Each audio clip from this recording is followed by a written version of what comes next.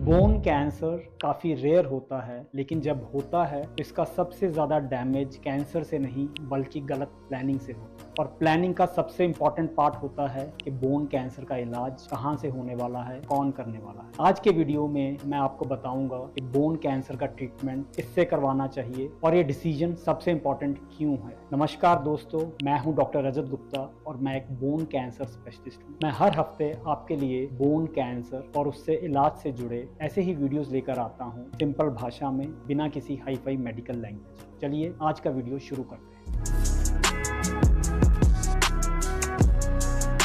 Bone cancer का इलाज किससे करवाना चाहिए, ये सवाल सुनने में काफी सिंपल लगता है, लेकिन इस आसान से सवाल का जवाब ही आपका पूरा ट्रीटमेंट या आपकी पूरी लाइफ का रुख बदल सकता है। हमें समझना होगा कि बोन कैंसर एक नॉर्मल बोन पेन या आर्थराइटिस नहीं है। ये हड्डी का ट्यूमर है, ये हड्डी का कैंसर है जो केवल हड्डी को ही इन्वॉल्व नहीं करता बल्कि आसपास की मांसपेशियां या कई बार आसपास के जॉइंट को भी इन्वॉल्व करता है। और इसके इलाज में सही तरह की प्लानिंग बहुत जरूरी होती है। बोन कैंसर के इलाज की इसी प्लानिंग में 3 चीजें पहले ही दिन डिसाइड हो जाती है कि आखिर बोन कैंसर की बायोप्सी कहाँ से लेनी है, कैसे लेनी है, उसमें किस तरह का ऑपरेशन किया जाना है और ऑपरेशन के बाद उस डिफेक्ट को कैसे रिकंस्ट्रक्ट करना है। अगर इन 3 चीजों में किसी भी लेवल पर गलती हो जाए तो चाहे कितना भी बाद में एडवांस्ड कीमोथेरेपी या रेडिएशन थेरेपी दिया जाए, नुकसान ऑलरेडी हो चुका होता है। तो जब भी बोन कैंसर के ट्रीटमेंट या उसकी सर्जरी की बात हो तो हमें हमेशा एक बोन कैंसर स्पेशलिस्ट या फिर एक ऑर्थोपेडिक ऑन्कोलॉजिस्ट से ही उसका इलाज करवाना चाहिए, क्योंकि वही डॉक्टर हड्डी के कैंसर निकालने में भी ट्रेंड होते हैं और उसके बाद उसको कैसे रिकंस्ट्रक्ट किया जाए उसमें भी उनका ट्रेनिंग होता है। बोन कैंसर के इलाज में सबसे कॉमन गलती यही है कि बोन पेन या स्वेलिंग को एक रूटीन ऑर्थोपेडिक प्रॉब्लम समझ लिया जाता है और कई बार तो सिर्फ एक्सरे या एमआरआई के आधार पर उसका इलाज हो जाता है या उसका ऑपरेशन हो जाता है। और जब तक डायग्नोसिस क्लियर होता है तब तक डैमेज ऑलरेडी हो चुका होता है, ट्रीटमेंट ऑलरेडी कॉम्प्लिकेट हो चुका होता है। बोन कैंसर का आउटकम, उसके क्योर रेट सिर्फ इस बात पर डिपेंड नहीं करते कि आपके पेशेंट को कौन सा बोन कैंसर है या उसका स्टेज क्या है, या इस बात पर भी काफी हद तक डिपेंड करते हैं कि पहले दिन उसके बारे में क्या सोचा गया, उसकी बायोप्सी कैसे प्लान हुई, उसका ट्रीटमेंट प्लान किसने बनाया। क्योंकि हमारे पेशेंट को कौन सा बोन कैंसर है, कौन सी हड्डी में है, किस ग्रेड का है, किस स्टेज का है, इनमें से कोई भी बात हमारे कंट्रोल में नहीं है। अगर हमारे कंट्रोल में कुछ है